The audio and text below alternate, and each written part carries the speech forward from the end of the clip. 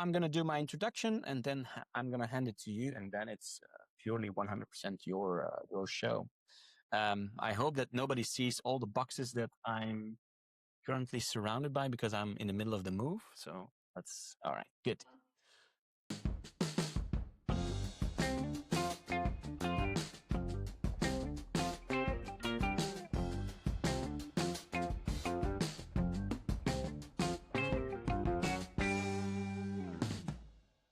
Welcome to Table Stakes, where we dive deep into the conversations that matter most in customer experience. I'm Michel Stevens, and today we're tackling one of the most fundamental misconceptions in our field: what voice of customer actually means. The problem isn't that you're doing VOC wrong. The problem is that we've collectively narrowed the definition of voice of customer down to one thing: surveys. And while surveys have their place, they're just one instrument in what should be a full orchestra of customer insights. We're joined by Francis Shapiro, founder of Build CX and a strategist who spent over 15 years helping organizations build truly comprehensive voice of customer programs. Francis has a radical idea that VOC isn't about collecting feedback. There you go. This conversation is for anyone who's ever felt like their VOC program is generating a lot of noise, but not much signal. It's time to stop collecting voices and start amplifying them. Francis, welcome to Table Stakes.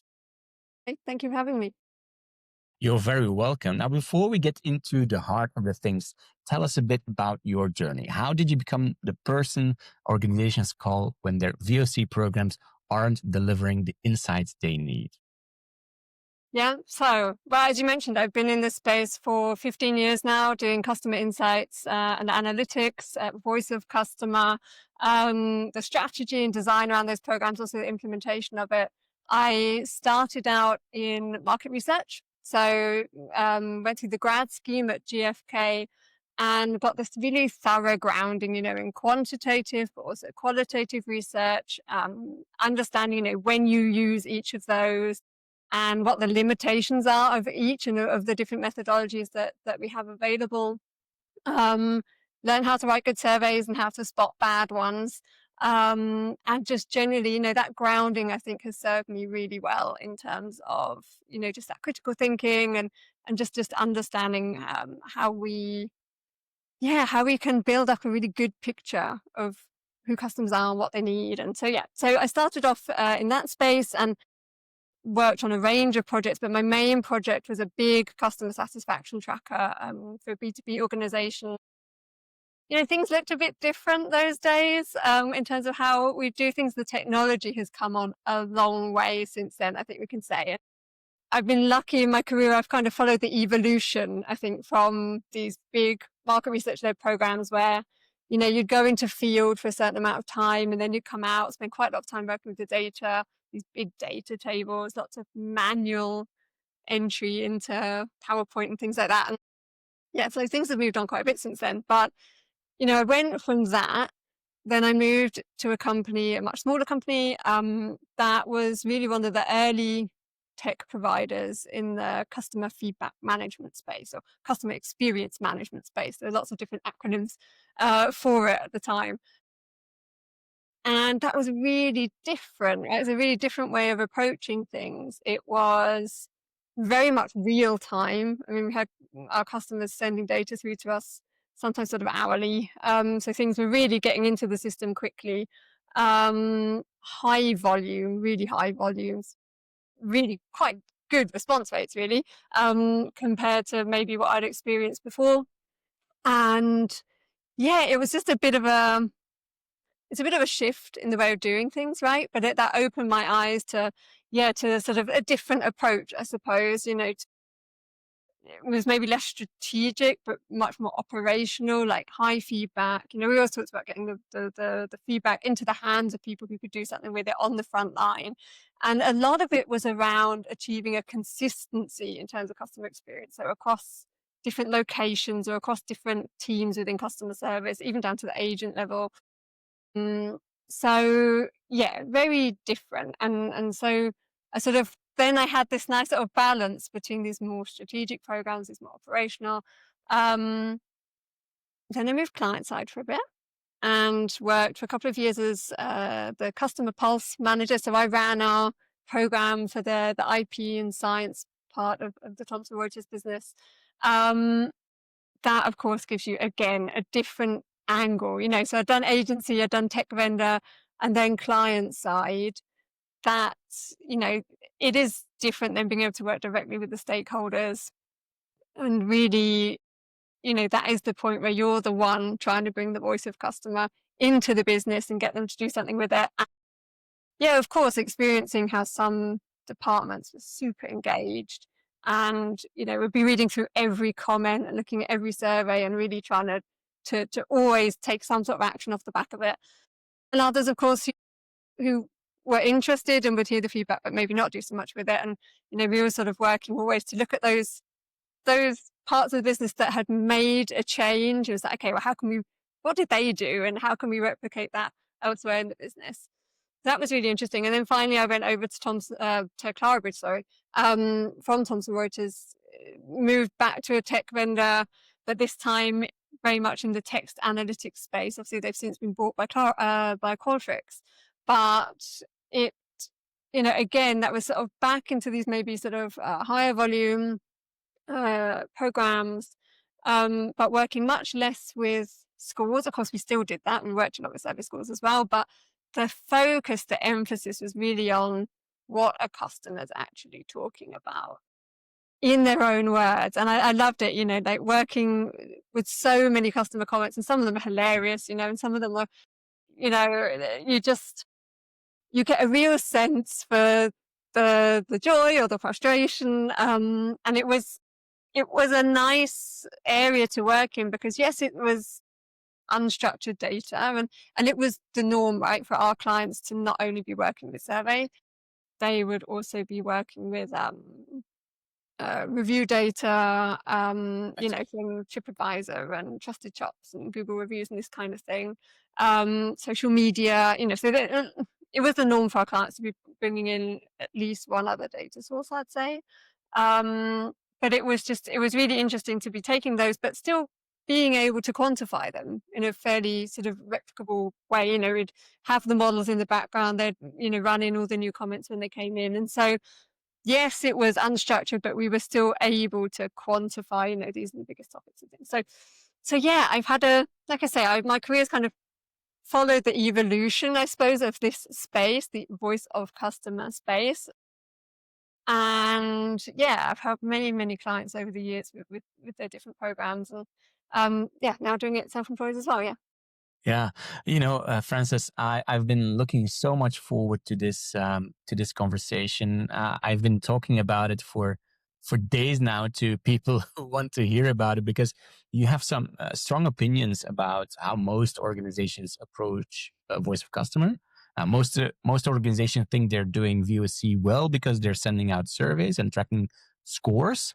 But what's wrong with that picture?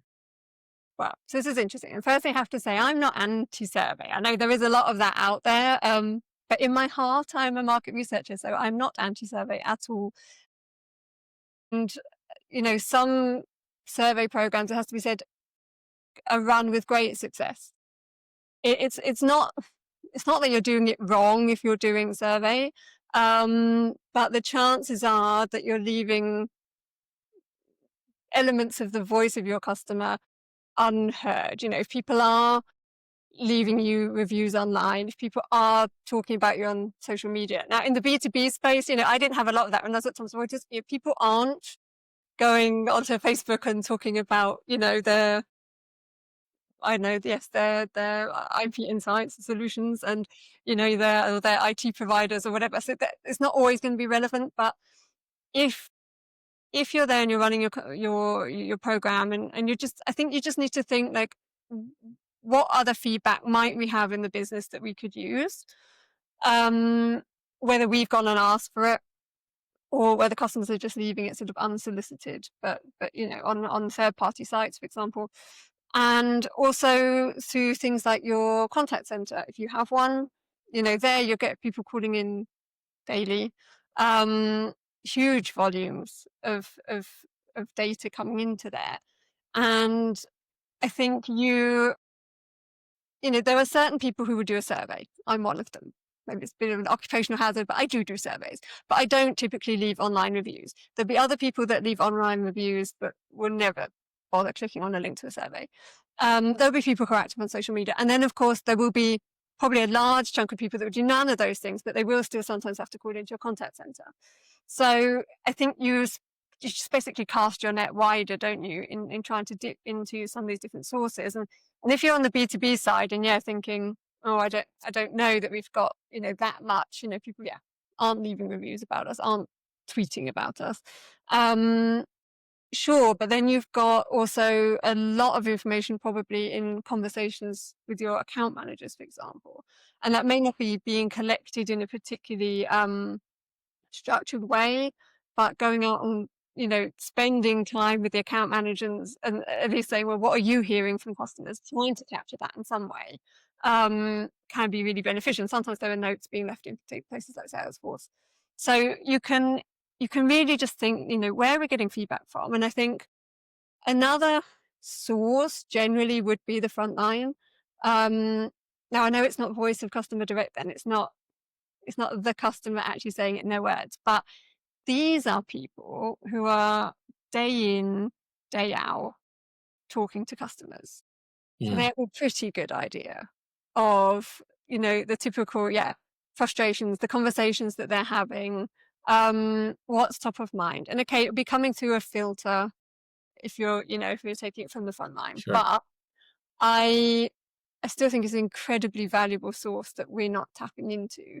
And it has the benefit that we're also involving. If we go out and talk to account managers, go out and talk to, people on the front line in a retail environment or in the contact center, we're also involving them a bit more in the program, in hearing what they've got to say. And I think that also helps from an engagement point of view as well. So there's a sort of double bonus there. So I think, then you've got just this much bigger spread of what you're, where you're listening, what you're doing. Final piece to that will also be maybe yourself going out to the front line. Take management with you, ideally. Go and observe, yourself on the front line. What's what are you seeing? What are you hearing? Get people to have those conversations. Because then you've got the ability to triangulate what you're seeing from your different sources as well. It's no longer just one source. You've got different sources. You can say, okay, well, we're hearing this here, we're hearing that there. Maybe sometimes there'll be a contradiction there. That's also interesting. Why are we hearing something different here to there? So you can do that. And then you've got, of course, other data sources in terms of maybe other customer metrics or internal operational financial metrics that you can also triangulate against. If we're hearing about wait times from customers, what were actually those wait times? Let's have a look at what those were. And you've got you've just got a wealth of data basically. And I think a lot of companies are not using what's there to the full extent that they could. So as I said, I don't think anyone's doing anything wrong, but I think there's probably more that can be done. Although of course I appreciate time and resources. It's more to do, and more data doesn't necessarily mean better insights, but it can. And I think the first step is just to go out and explore what's there. Yeah, so you already indicated quite some sources. So traditional surveys.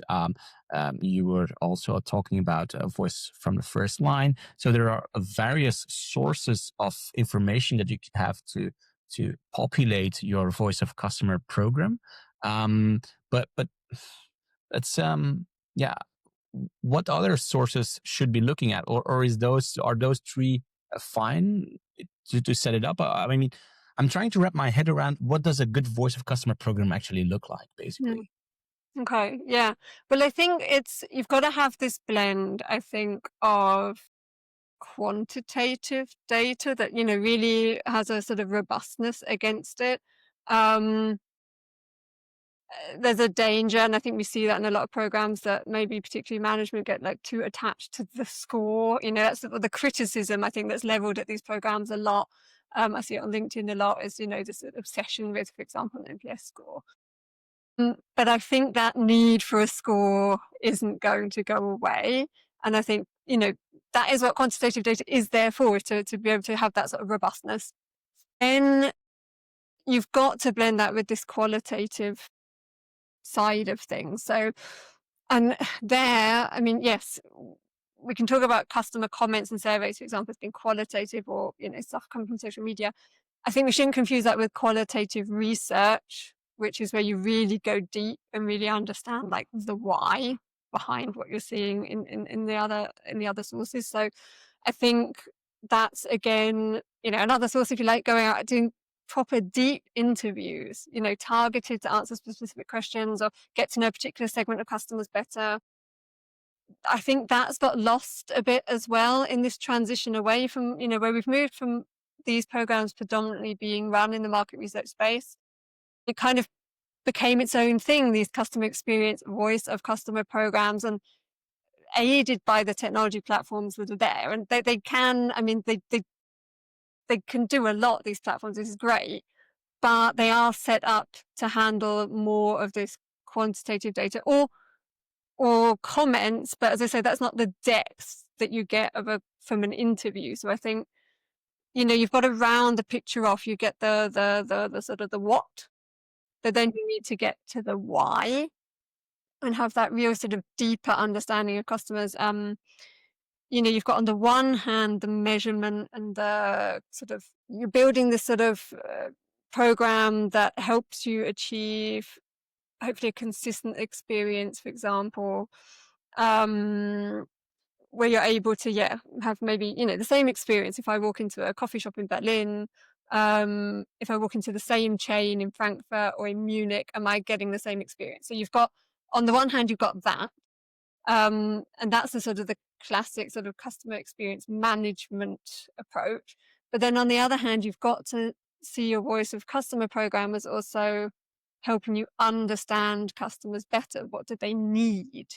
In a way that can also help you not just sort of manage your day-to-day operations, but can help you make decisions in the business and help you prioritize things, and maybe completely redesign a customer journey or design a new product or service proposition. So I think you've got those two sides to it. And I think for me, a well-rounded voice of customer program definitely has those two sides. Voice of customer, I discovered this the other week. Actually, the term, as far as I could find out online, was first used 1993 in a academic sort of research paper, and it refers to qualitative research, interviews with users. So very much, I think it's got to have that well-roundedness to it. And I think as much as possible we start involving the front line, but also as I said earlier, like take management out sometimes to the front line to talk to staff, like the people serving the customers, and to talk to customers themselves, observe it, because then there's also that, there's just a different connection, isn't it? There's a different connection when you've taken an exec to the front line than when they're reading about it in a report or seeing it on a dashboard. And it just becomes less of a thing that is maybe, you do a quarterly readout or a monthly readout and here's your scores or here's your dashboard and get on with it. It should be something that's a kind of continuous ongoing process, almost like you need to build rituals around it, I think, as well, in terms of getting teams to sit down, work with the feedback. It should just be, the aim, I think, is for it to become part of the sort of the cadence of doing business, is that we're constantly asking, what do customers say about this? We're coming up to making a decision. What would customers be saying? Let's go, the voice of customers should ideally be present in the room somehow, Yeah, I agree with that. How can I not agree with that? You are a very strong advocate of integrating qualitative research. Now, there is a lot of pushback on that one as well. When budgets are tight, people are going to ask yeah, why should we do this? Why should we invest in this? So why is it that important? And how do you make it practical, tangible? Can you give a concrete example there? Mm. Well, I think the first thing to say is that it doesn't have to be a huge, massive project, right? I mean, qualitative is not something that we're trying to do at scale. The technology might be taking us there slowly but surely. It's certainly a lot easier now in terms of the ability to transcribe an interview, for example, even get that summarized. You know, there's AI, dare I mention it, is going to help us do some of the heavy lifting there. But like, I mean, I did a project last year and, you know, we went out and we did, I think in the end it was 9 or 10 sort of interviews internally with people who work with the customers, sort of an interview also with some of the frontline sort of engineers, and then similar number, 12 or so interviews with customers. You know, you're taking, I think the first one 20 minutes to an hour, ideally sort of, you know, half an hour to an hour's worth of time with a customer, delving into a specific topic maybe. You can generate a wealth of information that way, and it doesn't have to be like a massive project. You know, you're not trying to go out and talk to hundreds of customers, but it can shed light on something that, you know, if you're scratching your head from, you know, you've got all this data in your dashboards and you're trying to understand and you're getting pushback from your stakeholders like, but why should we be doing something about this? Or, you know, it can give you the depth basically that you will not get anywhere else. And can give you some stories that you can tell in the business. Now, again, there's always that discussion, like we don't want to go off making decisions based on what one customer said. Although I did read something interesting recently, some arguing, well, actually sometimes it is that outlier voice that points you to the gold. So, but it's not really for that. It's for, you get the depth, you get the color behind what's happening. Like I say, you get to that sort of why. And it's relatable, you know, unlike sort of, yes, we all have done it, right? You put on the dashboard or on a report, little snapshots of customer quotes and things, but to be able to really paint the picture of what's going on in depth to a few of these customers and really explain, you know, it helps you fill the gaps, basically, what you've been missing in other sources. And certainly that project, it was really powerful to bring the customer to life. I think in a business, certainly the bigger the business, the easier it is to sort of lose sight of who are our customers. And particularly in a B2B environment, it's interesting when you talk about who are our customers, and often it'll be people name the company. Oh, it's this big supermarket, it's that big telco. It's that, who are the people? Who are the people behind it? What roles do they have? What challenges do they have? Where does your product or service fit in to their world? Because it's not a big company then, it's an individual, it's a procurement manager or whoever it is, right? They're trying to get their job done, and your bit is this little bit over here that may or may not be super crucial to their role. So I think for me, I mean, I'm not saying go out and spend millions on qualitative research, but I think you can be targeted. And certainly I think if you've been running a program and it's been very quantitative survey focused for a long time, I think people, they start to shut off from it, right? The first time you do, say you've never done a survey and you put out a survey and all the information is new, it's interesting. Oh, wow, customers think that, or that touch point's like, is it really that much worse than that other touch point? You know, like it's all new, it's all interesting. But then if you go and present that like several months or quarters, or dare I even say years on a row, you know, this is the feedback that we're seeing. And people, you know, if it's always the same, it stops being new. And even if the gap between this touch point and that touch point is huge, yeah, but, you know, it starts to become, well, we know that that's always been a bit of a pain point, you know. And so I think if you've got to that sort of point where your program is stagnating, being able to say, okay, what haven't we moved the needle on at all that we really actually think is important? Go and do some qual and fill in the gaps, fill in what you don't know. bring that topic to life, and then maybe you can inject a sense of urgency and a sense of novelty around it as well that has maybe got lost somewhere along the way. Yeah. Well, you can have all the customer insights in the world, but if your organization can't act on them, then you're still stuck, right? Mm. Um, Tell us about the organizational side of making VOC work. Right, yeah. So this is where it often gets stuck, right? When I talk to companies, this is where the frustration is. It's not leading to action. We've got the insights. Actually, we know what needs fixing, and it's just not happening. And there are just a lot of reasons for that, right? I mean, there are a lot. I mean, a key one is just that the structures and the sort of governance isn't in place to enable people to do something with it. Lots of people hate the idea of governance. It sounds like, oh, we're going to lay loads of bureaucratic tape on this, and every single decision's got to go through 10,000 committees. To me, that's not what governance is, not good governance. We're talking about structure. We're talking about clarity. So understanding, who is going to be, who's responsible, for looking at these issues, maybe issues we're surfacing, and deciding which ones we're going to tackle. So therein comes another problem, prioritization. Do we have prioritization frameworks in place? Do we as a business have a way of saying what we're going to focus on and why, and that's clear to everyone? It needs to be clear, where's the money going to come from for this? Who's going to be working on it? And how do those decisions get made? And I think that, to me, is governance, is about putting a structure in place that allows those decisions to be made and those things to be put in place actually efficiently.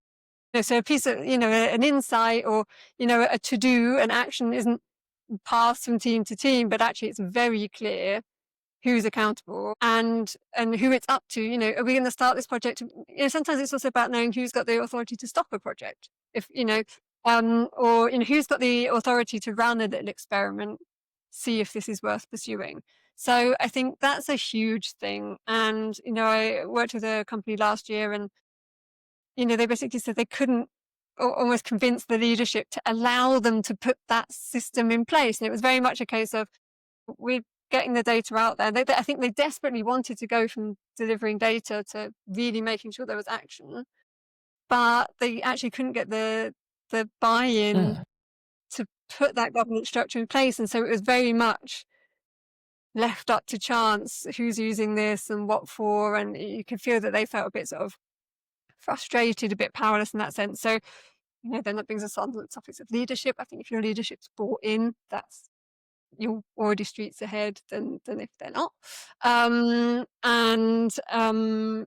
That question of, how much of a mandate do you have as a team to go and make that change happen? And often, CX voice of customer teams don't have that mandate. They're not in a position to sort of actually say, well, this is a project that we're going to kick off. This is, who we need on board. But I think there, we've got an opportunity to act as kind of facilitators and sort of take that coordinating role to say, yeah, we can't drive this ourselves, but we can try and get the right people in the room and we can try and lead that group to a decision. And I think, I sort of, for the last 5 years or so, I've got a lot more interested in this space, in the facilitation space generally.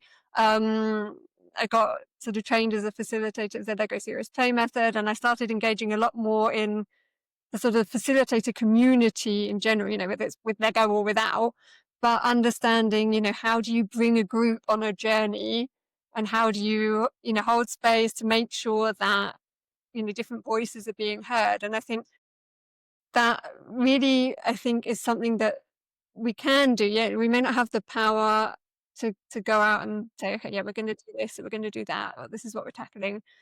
But we, if we can ask for the mandate, we might not get it. So we still, though, in our, what we can do is that really close work with different stakeholders and try and create that sort of collaborative culture between departments that they will tackle things together.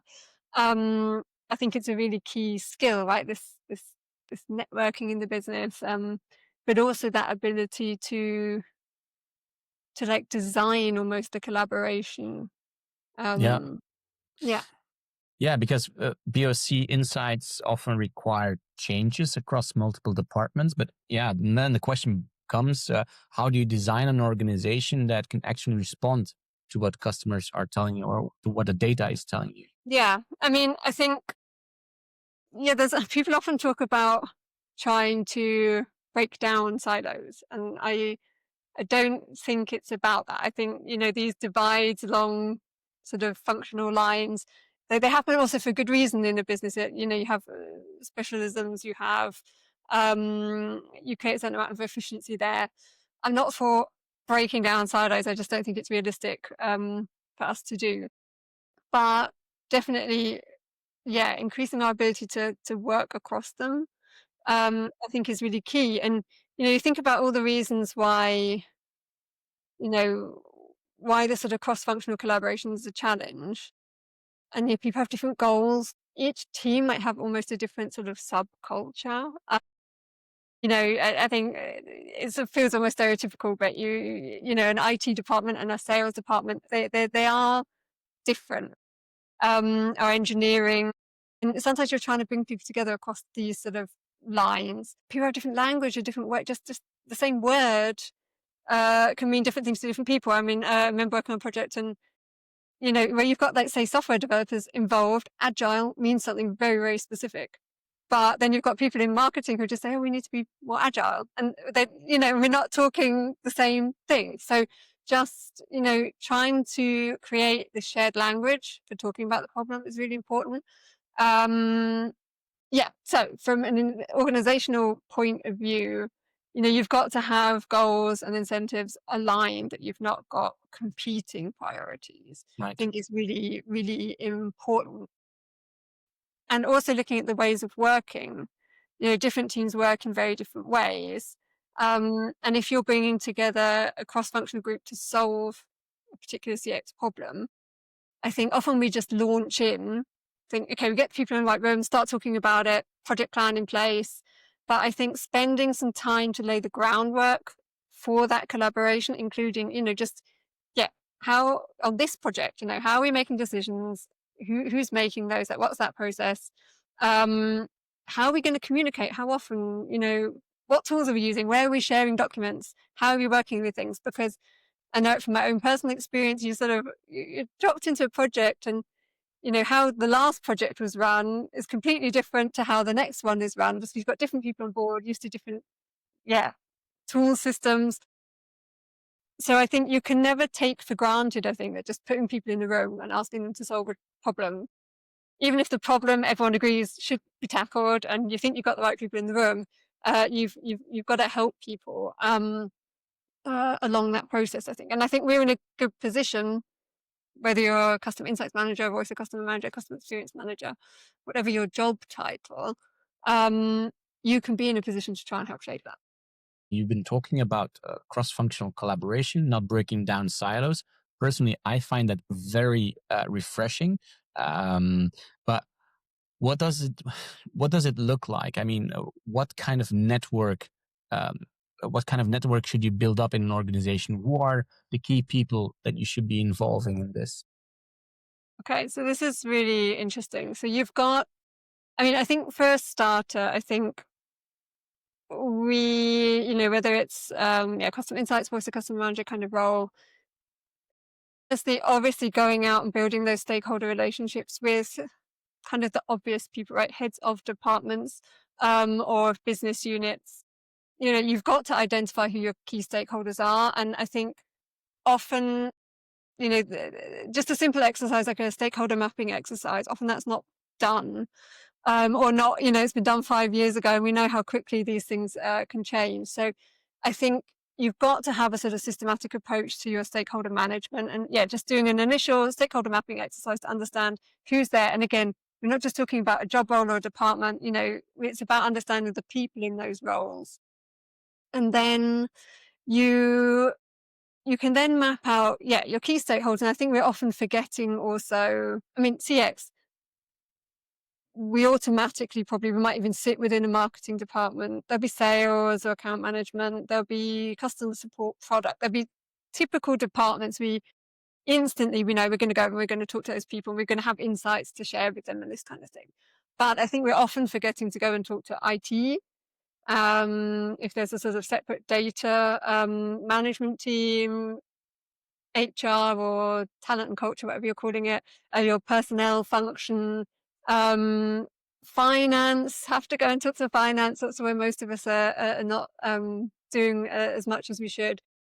Yes, these are not maybe the customer facing functions then, but they have got so much they can tell you in terms of context for the business. And, particularly from a finance team, understanding, what's really important to the business right now. Like, so you've got that key stakeholders, key departments, including the ones you maybe wouldn't necessarily think about.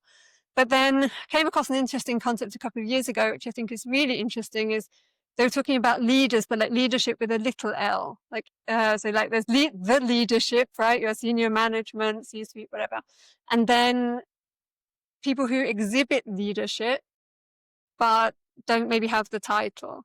But people who, they're a lower level manager maybe, but they're people that people look up to, are inspired by, who manage to make change, even though they're not, a head of this or a vice president of that.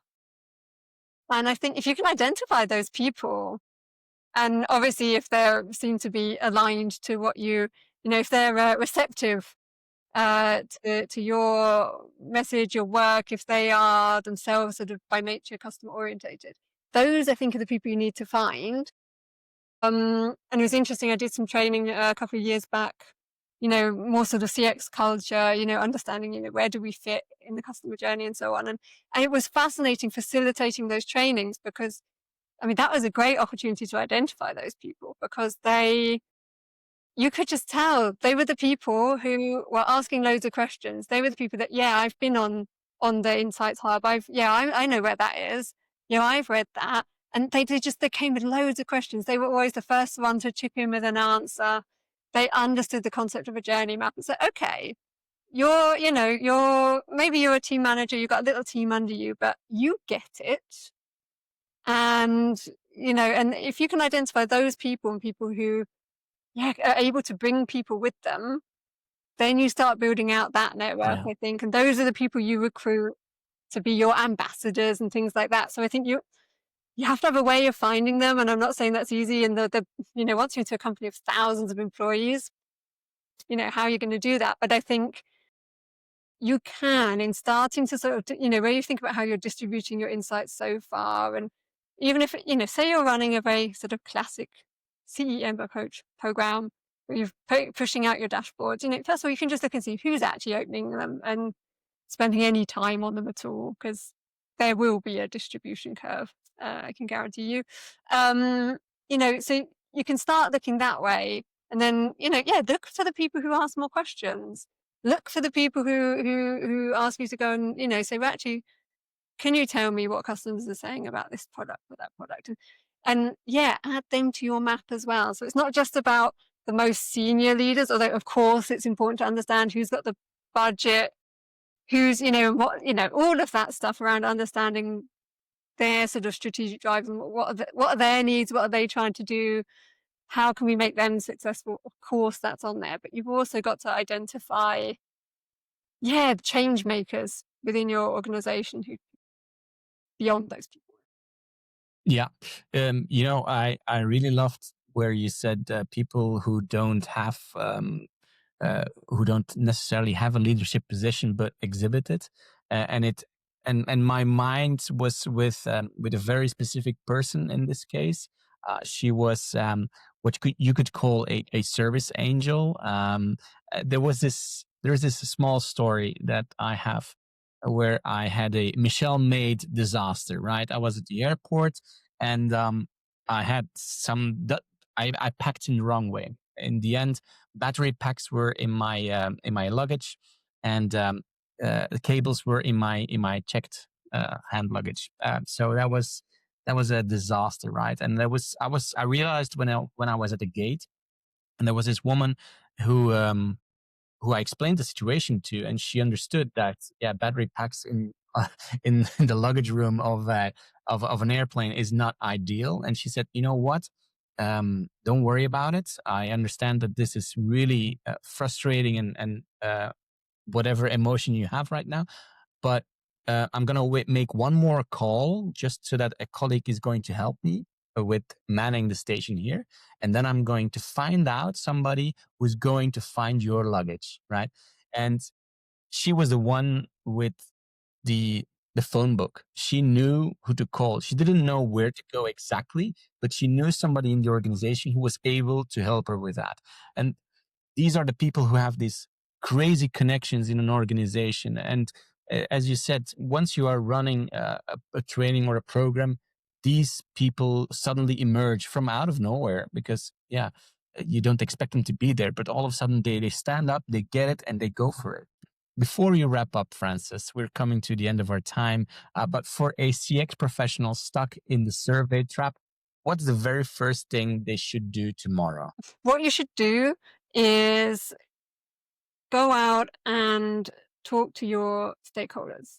Talk to them about what are they trying to achieve? What are they working on right now? What do they need from you? And maybe, what maybe do they hope to get from you that maybe you've not been able to deliver so far? What's maybe holding them back from engaging more with your team or working more with the insights that you provide? I think without having this worry of, I'm not got anything to take them and show them. I think often we go with this kind of, I've got to go with something to a stakeholder. Book some time with them with no slides, no presentation, just a bunch of really good questions to ask them. And go and find out, or get a bit closer, I'd say, to the business and what's going on. And then, as part of that, you can ask them as well, maybe, lots of data is siloed, isn't it? Also in different departments. So find out what data they've got. Often people would be off running their own side studies and things as well. So go on a gathering mission. Find out what's really important to your stakeholders, find out what data they've got, what metrics they're tracking, and start to build up this picture that will allow you to approach your voice of customer program more strategically, and more aligned to what the business is currently focused on.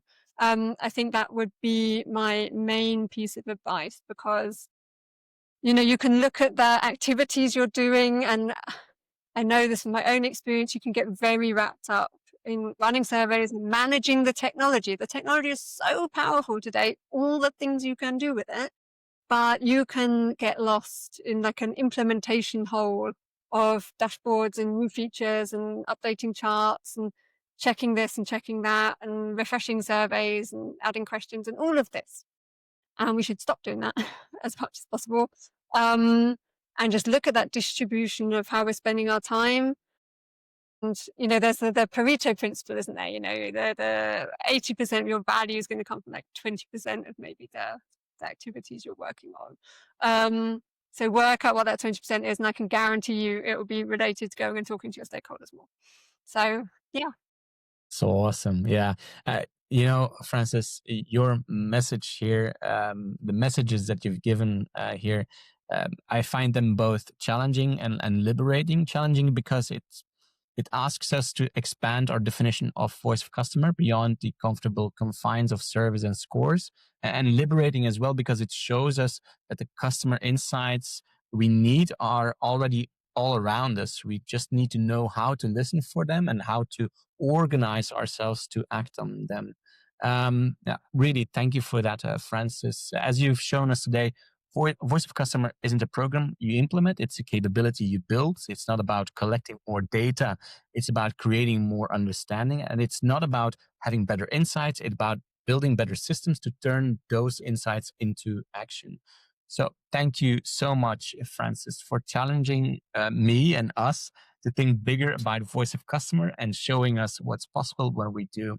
And thank you also for listening to Table Stakes. If this conversation has sparked something in you, we'd love to hear about it. Until next time, remember, your customers are talking. The question is, are you really listening? Thank you so much, Francis. Thank you. Thank you.